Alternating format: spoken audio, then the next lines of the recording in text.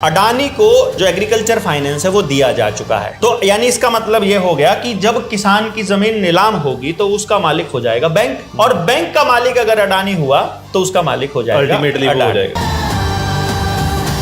किसी भी तरह से पंजाब के आदमी को ये यकीन दिलाना है कि पंजाब रहने लायक नहीं है।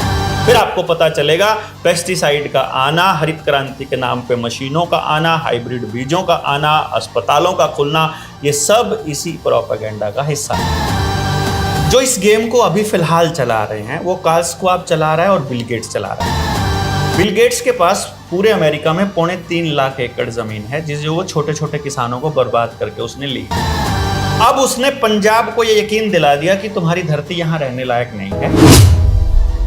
आपको ये बात समझ में आएगी कि भैया जी ट्रैक्टर कंपनी भी रॉकफेलर फाउंडेशन की और ड्रोन कंपनी भी रॉकफेलर फाउंडेशन की, पेट्रोल के ऊपर भी कब्जा रॉकफेलर का, पेस्टिसाइड यूरिया भी रॉकफेलर का। पेस्टिसाइड यूरिया से बीमार होते हो तो बीमार होने के बाद जो दवाई खाते हो फार्मा कंपनी की वो भी रॉकफेलर फाउंडेशन की। तो जितनी टेक्नोलॉजी है, और एक और कमाल की बात बताऊं, जितनी भी देश दुनिया के अंदर यूनिवर्सिटीज और पढ़ाई है उसकी भी रिकमेंडेशन और उसको भी जो स्पॉन्सरशिप है करिकुलम की वो रॉकफेलर फाउंडेशन की है। और जब आप सर्च करोगे कि 1970 के अंदर जो हरित क्रांति आई थी वो भी रॉकफेलर फाउंडेशन की थी। और उसको लाने वाला जो था वो स्वामीनाथन था, जिसकी हरामी लड़की अभी WHO के अंदर चीफ साइंटिस्ट थी, जिसने कोरोना के नाम पर देश दुनिया को बुद्धू बनाया। और उसको WHO तो ठीक है, वो भी रॉकफेलर फाउंडेशन का। अच्छा वो भी ਪਹਿਲਾਂ ਸਾਡੇ ਜਦੋਂ ਆਪਾਂ ਇੱਕ ਕਿੱਲੇ ਦੇ ਵਿੱਚ ਬੀਜ ਪਾਉਂਦੇ ਸੀ, ਇੱਕ ਗੱਡਾ ਉਹਦੇ ਚੋਂ ਅਨਾਜ ਦਾ ਨਿਕਲਦਾ ਸੀ, ਹੁਣ 2 ਟਰਾਲੀਆਂ ਨਿਕਲ ਜਾਂਦੀਆਂ, ਫਿਰ ਉਹਦਾ ਬਹੁਤ ਘਾਟਾ ਪੈ ਜਾਊਗਾ किसान ਨੂੰ। जो देसी बीज हैं प्राकृतिक रूप से वो किसने बनाए? कुदरत के बने हुए, कुदरत ने बनाए। हाँ। इसका मतलब ये हुआ कोई भी व्यक्ति कुदरत के बीज से बढ़िया बीज बनाना चाहता है तो उसके पास कुदरत से ज्यादा नॉलेज होना चाहिए। ऑब्वियस सी बात है। क्या कोई ऐसा आदमी है जो कुदरत से पैदा होकर के कुदरत से ज्यादा नॉलेज रखता होगा? जो कुदरत ने बनाया हुआ है पूरी सृष्टि को ध्यान में रख के, सारे जीवों को ध्यान में रख के, पूरे इकोलॉजिकल सिस्टम को ध्यान में रख के, यानी तुम भगवान बनने की कोशिश कर रहे हो और ये कह रहे हो तुम प्रकृति से ऊपर हो गए और तुम उससे बढ़िया बना दोगे। क्या बात करते हो यार? अभी आपके पास आपकी जरूरत से 20 गुना ज्यादा प्रोडक्शन है तो अब क्या कर लिया आपने? अगर इतनी ज्यादा प्रोडक्शन के बाद भी आप कर्जे में हो, इतनी ज्यादा प्रोडक्शन के बाद भी आप डिप्रेशन में हो, इतने बाद भी आपका समाज टूट रहा है और आप बीमार हो, तो इससे ज्यादा करके इससे उल्टी दिशा में ही जाओगे ना। नौकरी ना लगने को तरक्की बोलते हो, तलाक बढ़ जाने को तरक्की बोलते हो, डिप्रेशन में जाने को तरक्की बोलते हो, परिवारों के टूटने को तरक्की बोलते हो। पूरे पंजाब में जहां शुद्ध पानी होना चाहिए अपने आप से, उस पानी को योजनाबद्ध तरीके से खराब किया जाता है। ये स्टेशन, ये पोजीशन फिर से वहीं आकर रुकती है। किसी भी तरह से पंजाब के आदमी को ये यकीन दिलाना है कि पंजाब रहने लायक नहीं है। इसी खेल का हिस्सा ये आकर के जुड़ता है। फिर आपको पता चलेगा पेस्टिसाइड का आना, हरित क्रांति के नाम पे मशीनों का आना, हाइब्रिड बीजों का आना, अस्पतालों का खुलना, ये सब इसी प्रोपेगेंडा का हिस्सा है। ठीक है बलहारा जी, मैं थोड़ी गल मान ली कि एक सारा कुछ अकॉर्डिंग टू प्लान हो रहा है, सब कुछ प्लान ਦੇ ਮੁਤਾਬਕ ਹੋ ਰਿਹਾ ਹੈ। ਪਰ ਮੰਨ ਲਓ ਸਾਡੀ ਧਰਤੀ ਨੂੰ ਉਹਨਾਂ ਨੇ ਪੋਲਿਊਟਡ ਕਰਤਾ, ਪੈਸਟੀਸਾਈਡ ਨਾਲ ਕਰਤਾ, ਸਾਡੀ ਹਵਾ ਵੀ ਪੋਲਿਊਟਡ ਹੋ ਗਈ, ਪਾਣੀ ਵੀ ਪੋਲਿਊਟਡ ਹੋ ਗਿਆ ਜੀ। ਆਖਰਕਾਰ ਫਿਰ ਉਹਨਾਂ ਦੇ ਕਿਸ ਕੰਮ ਦੀ ਹੈ ਸਾਡੀ ਜ਼ਮੀਨ? हाँ, this is a good question. लेकिन क्योंकि जे ਅਸੀਂ नहीं रह सकते, वो भी तो मनुख ही है, वो किहड़ा डायनासोर है कुछ और है। आपको बताता हूँ, जो इस गेम को अभी फिलहाल चला रहे हैं वो कार्ल श्वाब चला रहा है और बिल गेट्स चला रहा है। बिल गेट्स के पास पूरे अमेरिका में 3.25 लाख एकड़ जमीन है जिसे वो छोटे छोटे किसानों को बर्बाद करके उसने ली है। उतनी जमीन में उतना अनाज पैदा हो सकता है कि पूरी दुनिया को अभी खिला सकता है बड़े आराम से। अब उसने पंजाब को ये यकीन दिला दिया कि तुम्हारी धरती यहां रहने लायक नहीं है और आप लोगों को माइग्रेट करने का रास्ता उन्होंने तय कर दिया, जो कि अभी भगवंत मान कर रहा था थोड़े दिन पहले। इसने क्या कहा था कि गांव से माइग्रेट करके शहर बना देंगे हम। मालूम भी नहीं है किसी को, लैंड पूलिंग के तहत उसमें वो आपको माइग्रेट करने का काम कर रहा था। माइग्रेशन में गांव छुड़वाना है आपसे किसी तरह से, और एक कबूतर खाने में बड़ी बड़ी बिल्डिंगें बना करके आपको वहां रखना है। अब आपकी जमीन आपके पास नहीं है क्योंकि आप कर्जदार हो चुके हो। मुझे नहीं लगता 1% भी किसान होगा जो कर्जे में नहीं है। बिल्कुल सही मतलब 99.9% के करीब किसान जो हैं वो कर्जदार हैं और वो इतने कर्जदार हैं कि उनके पास कर्जा चुकाने के लिए पैसा नहीं है। यानी आज अगर बैंक ये कह दे कि हमको आपसे आपका कर्जा आपको चुकाना पड़ेगा वरना हम बर्बाद हो गए हैं, और आप अगर कर्जा नहीं चुका सकते तो आपकी जमीन हमको नीलाम करनी पड़ेगी, तो 1-1 करोड़ की जमीन आपकी 20-20 लाख में, 10-10 लाख में, 1-1 लाख में, बल्कि जो आपका किसी कृषि कार्ड है वो तो 1 लाख में है, वो आपको छोड़ना पड़ेगी जमीन। उससे बदले में फिर किसान सोचेगा यार इससे बढ़िया तो एक्वायर ही करवा लेता, इससे बढ़िया तो मैं इसको बेच ही देता, तो वो उसको 20 लाख 50 लाख में बेच देगा। अब जमीन हो गई उनकी। आपने लॉकडाउन के दौरान एक चीज देखी होगी कि मात्र 21 दिन के लॉकडाउन में आपको यहां से पहाड़ दिखने चालू हो गए थे और बिल्कुल पानी नदियों का एकदम शुद्ध हो गया क्योंकि फैक्ट्रियां बंद हो गई थी। इसका मतलब यह हुआ कि नदियां साफ होने में मुश्किल से महीना भर लगेगा और मिट्टी को दोबारा अपनी उपजाऊ वापस आने में मात्र 3 साल लगेंगे और नीचे का पानी साफ करने में 3 साल ही लगेंगे। अर्थात 3 साल के बाद आपकी जमीन के वो मालिक होंगे और आप वहां पर मजदूरी कर रहे होंगे। ये पूरे खेल का हिस्सा है। इसलिए ये मत कहिए कि उनके किसी काम का नहीं है। उनको पता है कौन सा पानी कब कैसे ठीक करना है, कौन सा केमिकल डाला हुआ है। आपके पास लैब नहीं है, आपके पास रिसर्च मटेरियल नहीं है, आपके पास उस पानी को शुद्ध करने की मशीन नहीं है, उनके पास तो सब कुछ है भाई जो इस जमीन को लेना चाह रहे हैं। हल की है बलहारा जी, तो प्रॉब्लम होगी तो सोल्यूशन की है हो। हाँ, सोल्यूशन देखो, वैसे सोल्यूशन प्रॉब्लम में ही छुपा होता है। अगर आप थोड़ा गौर से देखेंगे तो सरकार ने आपकी जमीन को कब्जे में कैसे लेना है, अडानी को जो एग्रीकल्चर फाइनेंस है वो दिया जा चुका है। तो यानी इसका मतलब यह हो गया कि जब किसान की जमीन नीलाम होगी तो उसका मालिक हो जाएगा बैंक, और बैंक का मालिक अगर अडानी हुआ तो उसका मालिक हो जाएगा अल्टीमेटली हो जाएगा। अब दूसरी बात यह है कि ये सारा खेल चलता कैसे है, तो इसके लिए आपको जाना पड़ेगा लैंड रेवेन्यू रूल के ऊपर। लैंड रेवेन्यू रूल को समझना पड़ेगा। लैंड रेवेन्यू रूल के मुताबिक इस देश के अंदर भारत के ओरिजिनल लोगों ने अंग्रेजों को व्यापार करने की जो परमिशन दी थी वो 1870 में दी थी, जिसकी मियाद 1969 में खत्म हो चुकी है। 100 साल लीज वाला जो 99 ईयर्स के लिए जो लीज थी। तो जितने भी व्यापार आधारित जो मसले हैं, क्योंकि भारत कभी भी व्यापार आधारित देश नहीं रहा है, यह उत्पादन आधारित देश रहा है। इसमें उत्पादन इस तरीके से होता था कि गांव के प्रत्येक व्यक्ति के पास सर्वाइवल के लिए जितना चाहिए, जैसे एक कुम्हार है उसको सर्वाइवल के लिए इतने डंगर चाहिए, इतनी भैंस या गाय चाहिए, इतना दूध मतलब, और इतना घी चाहिए, उन गाय भैंसों के लिए इतना चारा चाहिए। तो गांव में जमीन का डिस्ट्रीब्यूशन इस तरीके से होता था कि एक कुम्हार को 20 जमींदारों के परिवार मिल जाते थे कि ये 20 परिवारों से घास लेकर के आना, यहां से अनाज लेकर के आना, यहां से अपनी जरूरतों का सामान लेकर के आना। इसी तरह से नाई को, इसी तरीके से धोबी को, इसी तरीके से सुनियार को, इसी तरीके से कुम्हार को, इसी तरीके से भंगी को, सबको ये बटा हुआ था कि भैया ये समाज आधारित व्यवस्था चलेगी, ना कि व्यापार आधारित। वहां व्यापार नहीं होता था, वहां व्यवहार होता था। और ये देखा जाता था कि कोई भी व्यक्ति गरीब ना रहे, कोई भी व्यक्ति भूखा ना सोए, कोई भी व्यक्ति को अगर हम हेल्प कर रहे हैं तो उसके बदले में उसकी बेइज्जती ना हो, वो सब कुछ सम्मान के साथ हो। यानी कि यदि आप इस व्यवस्था से लड़ना चाहते हो तो इस व्यवस्था से लड़ने का एकमात्र रास्ता यह है कि गांव के अंदर प्रत्येक घर को उत्पादन आधारित बनाने की जरूरत है और हमारा व्यवहार आधारित जीवन हो, ना कि व्यापार आधारित। आज के टाइम पर क्या हो रहा है, यदि आप कैलकुलेशन करोगे तो मैंने अपने गांव की कैलकुलेशन की थी। मैं अपने गांव की कैलकुलेशन यदि आपको बताऊं, जो कि मेरी डायरी में यहां पर लिखा हुआ है, ये कागज रखे हुए हैं, मैं इसमें जब आपको पूरी तरह से डिटेल जब मैंने दी, ये देखिए मैंने इसमें पूरा डाटा दिया हुआ है मेरे गांव का, ये जाट कम्युनिटी का, ये ब्राह्मणों का, ये वाल्मीकियों का, ये कश्यप का, ये इस तरह से, जैसे इंश्योरेंस का 0 है यहां तो 0 लिखा हुआ है सब घरों का, ठीक है। तो टोटल मेरे गांव में अब जो हमने कैलकुलेशन किया 1800 घरों का ये डाटा, हर घर में जा करके इस तरीके से, ये देखो, अच्छा, ये देखो नाम क्या है, राजेश, आजाद, शुभम, तो इनके, सुभाष, इनके घर में जाकर कि हेल्थ पे कितना, एजुकेशन पे कितना, लीगल पे कितना, petrol diesel, travelling, insurance, domestic, commercial और loan, transport, social, religious, total खर्चा कि आपका घर का पूरा जीवन कैसे चल रहा है। तो मैं जब इस गांव के पूरे डाटा को मैंने अपने गांव के सामने रखा कि मेरे गांव में 1800 घर हैं अगर, तो उन 1800 घरों की कैलकुलेशन निकल कर आती है कि 5 स्कूलों को, प्राइवेट स्कूलों को मेरा गांव 20 करोड़ रुपया दे रहा है सालाना, जिसका रिजल्ट क्या है, पूरे साल में ज्यादा से ज्यादा एक बच्चे को नौकरी मिलना, ज्यादा से ज्यादा, ये रिजल्ट है पूरे गांव की मेहनत का। हेल्थ के ऊपर जो एक्सपेंसेस है टोटल 9.5 करोड़ रुपया खर्च कर रहा है मेरा गांव। जो सबसे खतरनाक जो मुझे समझ में आया, मेरे गांव का टोटल खर्चा निकल के आया 100 करोड़ और आमदनी निकल के आई 280 करोड़। ये मेरे गांव की आमदनी है। तो बचत कितनी होनी चाहिए? 180 करोड़, लेकिन साथ में लोन 316 करोड़ है।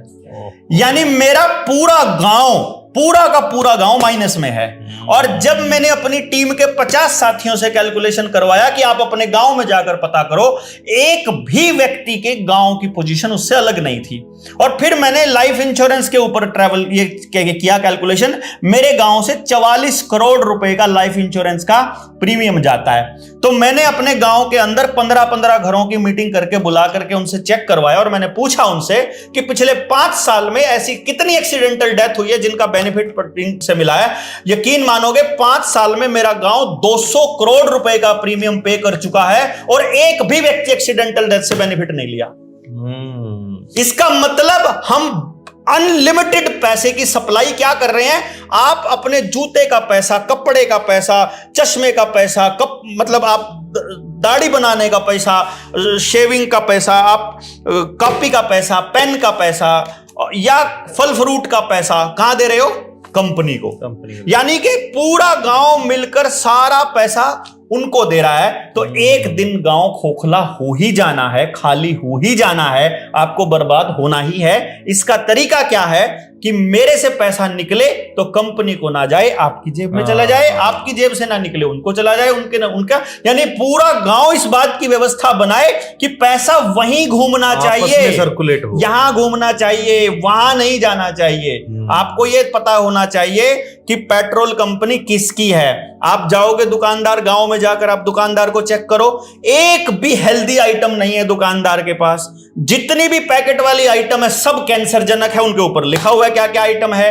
और वो सारे दुकानदार केवल बड़ी कंपनियों के सप्लायर बने हुए हैं, उनके एजेंट बने हुए हैं। एक दिन ये ऑनलाइन का बिजनेस उनकी सबकी बिजनेस को खा जाएगा और अब आपके पास उत्पादन के नाम पर कुछ भी नहीं होगा। तो इससे बचने का रास्ता क्या है? अपना पानी हो गांव के पास, अपना बीज हो गांव के पास, अपने डंगर हो, खाने की एक भी आइटम बाहर से ना आए, और उसके बाद जितना हो सके उत्पादन आपके गांव में होता हो, और नहीं होता हो तो उसका मैक्सिमम बेनिफिट आपको मिलना चाहिए, ना कि कंपनीज को, वरना कंपनियों को राज करने में ज्यादा समय नहीं लगेगा। फिर कुल मिला के गल ये है भी सानू बैक गियर लाना पड़ेगा ना। मैंने बैक गियर नहीं बोला भाई। फिर होर की होएगा? ये तो फिर मतलब इंदा तरक्की कहते हैं भी। हाँ, कर्जे को तरक्की बोलते हो, नौकरी ना लगने को तरक्की बोलते हो, तलाक बढ़ जाने को तरक्की बोलते हो, डिप्रेशन में जाने को तरक्की बोलते हो, परिवारों के टूटने को तरक्की बोलते हो।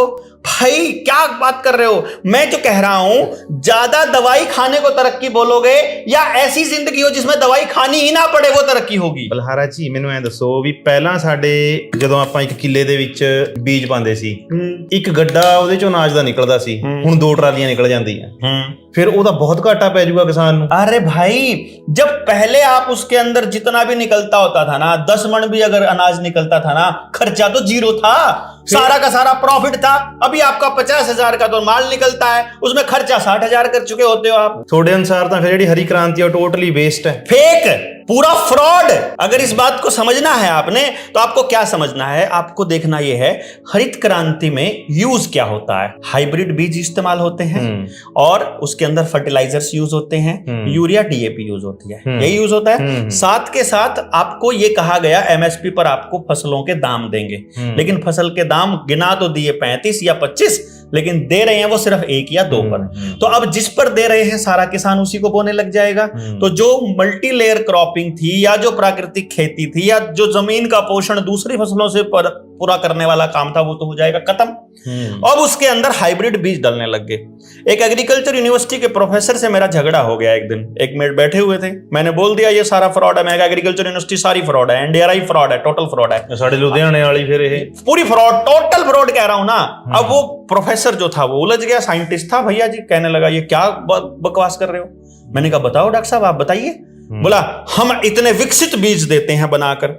मैंने कहा चलो मैं थोड़ा सा एक कैलकुलेशन दे देता हूं, आप मुझे बता देना, अगर मैं गलत हूं तो मतलब मेरे को बता देना, मैं ठीक कर लूंगा भविष्य में उसको। ਜਦੋਂ ਅਸੀਂ ਹੁਣੇ ਸਾਡੇ ਉੱਥੇ ਮੇਲਾ ਹੋ ਕੇ ਹਟਿਆ ਸਾਡੀ ਯੂਨੀਵਰਸਿਟੀ ਦੇ ਵਿੱਚ ਲੁਧਿਆਣੇ, ਅਸੀਂ ਉੱਥੇ ਜਾਂਦੇ ਆ ਦੇਖਦੇ ਆ, ਸਾਨੂੰ ਇਹੀ ਸਮਝਾਇਆ ਜਾਂਦਾ ਵੀ ਇਹ ਵਿਕਸਿਤ ਬੀਜ ਹੈ, ਇਹ ਹੋਰ ਵੀ ਜ਼ਿਆਦਾ ਵਿਕਸਿਤ ਹੈ, ਚਾਈਨਾ ਦੇ ਵਿੱਚ ਉਹ ਹੋਰ ਜ਼ਿਆਦਾ ਇਹ ਹੋ ਗਿਆ ਪੁਰਾਣਾ ਢਿਮਕਾ। ऐसे कह रहे ना। अब मैं उस साइंटिस्ट से यही बात कह रहा हूं, ਸਾਨੂੰ ਤੇ स्पेशल ਜਾ ਕੇ ਉੱਥੇ ਸਿਖਾਇਆ ਜਾਂਦਾ है। इसीलिए उनको बनाया ही इसलिए गया है ना भाई।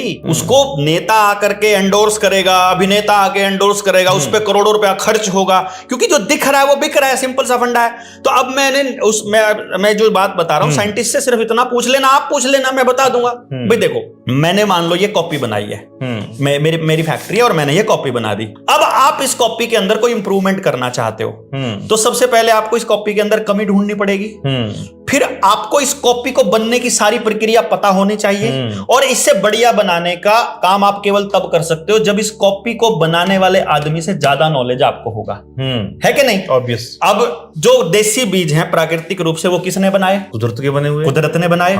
इसका मतलब ये हुआ कोई भी व्यक्ति कुदरत के बीज से बढ़िया बीज बनाना चाहता है तो उसके पास कुदरत से ज्यादा नॉलेज होना चाहिए। ऑब्वियस सी बात है। क्या कोई ऐसा आदमी है जो कुदरत से पैदा होकर के कुदरत से ज्यादा नॉलेज रखता होगा? मतलब मेरे जस्ट एक क्वेश्चन था, मैंने साइंटिस्ट साहब से पूछ लिया। मैंने कहा देखो परमात्मा को मानो या कुदरत को मानो, यदि आपको उससे ज्यादा बढ़िया बीज बनाना है तो सबसे पहले आपको वो बीज कैसे बना उसकी प्रक्रिया आपको पता होनी चाहिए। क्या आपको वैसा का वैसा बीज बनाना आता है? अगर आपको वैसा का वैसा बीज बनाना नहीं आता है, आप वैसा बीज अपनी लैब में नहीं बना सकते हैं, तो उससे बढ़िया बीज बनाने की प्रक्रिया आपके पास कहां से आई? जब आपको वही बीज बनाना नहीं आता, आप उस बीज में छेड़खानी तो कर सकते हो, आप उससे बढ़िया बीज नहीं बना सकते, उससे अलग बीज बना सकते हो। आप जो बीज बनाओगे वो बीज उस बात को ध्यान में रख के होगा कि आपको क्या चाहिए।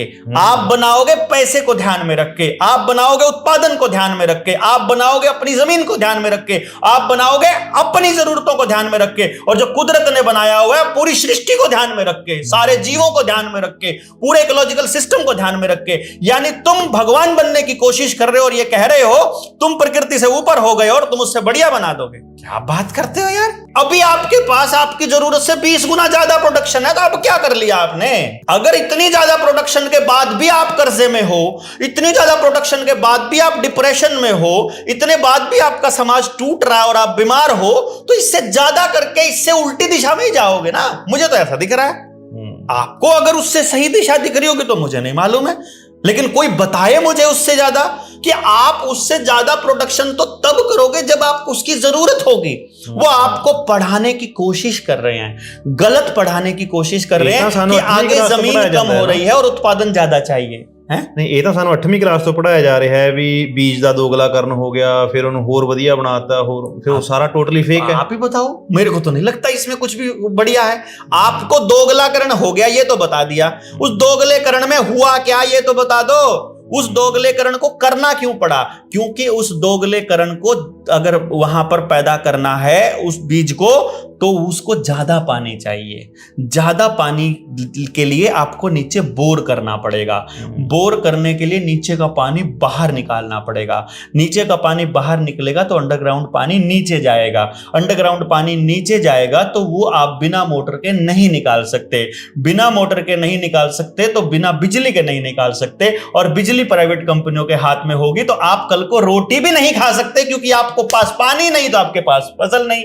फसल में वो जो बीज आपने बोया है, एक बार 2 गुला बीज अपनी खेत में बो दिया है तो देसी बीज वहां उगा करके दिखाओ, क्योंकि आपको उसके लिए ज्यादा भारी मशीनरी चाहिए। आप देखोगे पहले 30 हार्स पावर का ट्रैक्टर, फिर 45 का, फिर 50 का, फिर 60 का, लाते जाओ, भारी से भारी ट्रैक्टर लाते जाओ, आपका पार नहीं पड़ रहा भाई साहब। क्यों? क्योंकि आपने वहां पेस्टिसाइड, यूरिया, डीएपी सब कचरा डाल करके उस जमीन को पत्थर बना लिया है। वहां देसी बीज होगा नहीं, कम पानी वाली फसल होगी नहीं, तो कंट्रोल उनके हाथ में होगा। और फिर आपको यह बात समझ में आएगी कि भैया जी ट्रैक्टर कंपनी भी रॉकफेलर फाउंडेशन की, और ड्रोन कंपनी भी रॉकफेलर फाउंडेशन की, पेट्रोल के ऊपर भी कब्जा रॉकफेलर का, पेस्टिसाइड यूरिया भी रॉकफेलर का। पेस्टिसाइड यूरिया से बीमार होते हो तो बीमार होने के बाद जो दवाई खाते हो फार्मा कंपनी की, वो भी रॉकफेलर फाउंडेशन की।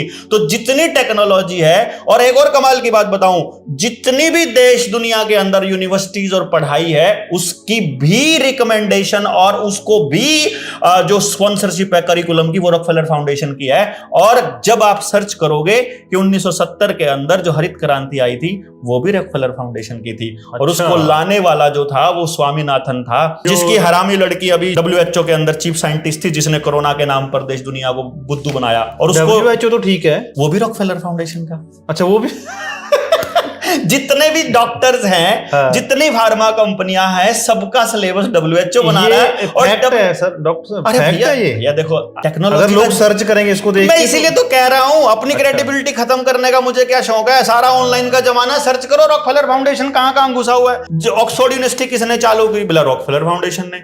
यहां तक कि म्यूजिक के नोट्स जो कि 432 होता था, उसको बदल के 440A करना भी रॉकफेलर फाउंडेशन का गेम था, क्योंकि उस म्यूजिक के नोट्स को बदलने से आपके अंदर डिसहार्मनी आती है, आप डिस्टर्ब होते हो। ये भी नहीं आपको पता, जितना डीजे था, म्यूजिक सिस्टम था, माइक था, ये लाने का खेल भी रॉकफेलर फाउंडेशन का था।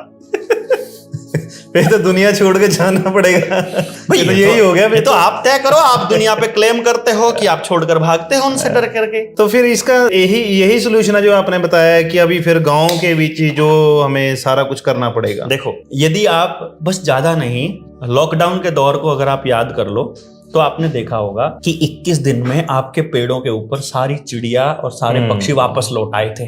वो चींची वापस आ गई थी, क्योंकि आपकी वाइब्रेशंस, आपके नेगेटिविटी, आपकी गाड़ियों की पी पी टी टी से छुटकारा मिल गया था। और आपने देखा कि लाइफ थोड़ी स्मूथ और हैप्पी हो गई थी।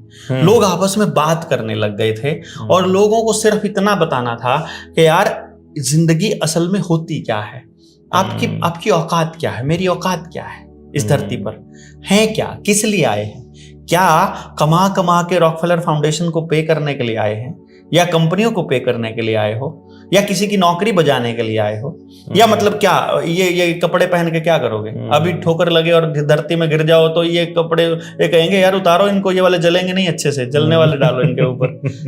सही तो मतलब तब तो हम ढूंढते फिरेंगे दूसरे वाले कपड़े। मेरा कहने का मतलब ये है, असल कमाई जो है, असली धन जो है, वो सेहत है, मेंटल पीस है। अब आप देखो, ये रेनबैक्सी का मालिक था, राधा स्वामी वालों को 600 करोड़ रुपया दान दे दिया था। 600 करोड़ था कि 6000 करोड़, कुछ ऐसा। चला गया कि बाबा जी जो है शांति देंगे, ब्यासवाड़े के पास पहुंच गए और भाई ये नाम दान ले लेंगे तो अपन परमात्मा को पा लेंगे। ठीक, अब उसने जब दे दिया, अब पता लगा कि बाबा जी तो सारा का सारा नेताओं के साथ गुलुमला हुआ है, करोड़ दे के अब मुकदमा कर रहा है कि मेरे वापस दे भाई, तू तो सारा फ्रॉड निकला। ठीक है, तो आपके 1 करोड़, 5 करोड़, 10 करोड़, 10 किले, 50 किले, क्या फर्क पड़ रहा है? बिल गेट्स के पास 3.25 लाख एकड़ जमीन, उसका अभी भी नहीं भर रहा। अडानी रोज के 10,000 करोड़ रुपए कमा रहा है, उसका अभी भी नहीं भर रहा। मतलब करोड़ों रुपया का बनाने के बाद, प्राइवेट जेट होने के बाद नरेंद्र मोदी का अभी नहीं भर रहा। मुख्यमंत्री बनने के बाद खुजलीवाल का कुछ नहीं हो रहा, इधर मतलब किसी का नहीं भर रहा। तो आप करने क्या आए हो? बेसिकली आपको ये सर्च करना पड़ेगा कि आपका जीवन का मकसद क्या है, ये ढूंढना है आपको। और वो मकसद एक सिंपल सा फंडा है, इंसान सामाजिक प्राणी है, मनुष्य एक सामाजिक प्राणी है, बचपन से पढ़ते आए हैं। उसको समाज से तोड़ दोगे तो वो प्राणी बचेगा ही नहीं। तो यानी कि आपको समाज में ही रहना होगा और समाज आधारित व्यवस्था ही बनानी होगी यदि आपको अपने जीवन का उद्देश्य पूरा करना है। तो ये कंपनियों के लिए काम नहीं करना है।